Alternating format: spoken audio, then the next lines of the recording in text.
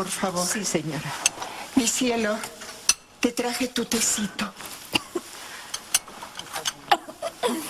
Toma, mi amor.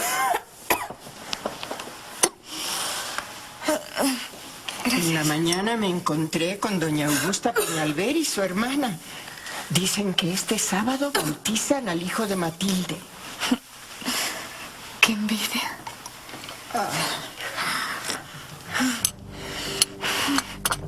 A pesar de todo, no le guardo rencor.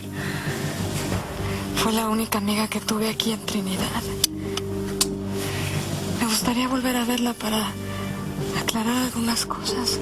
¿Pero qué cosas? Pues, ¿No deberías de estar ya en la cama? sí, ahorita.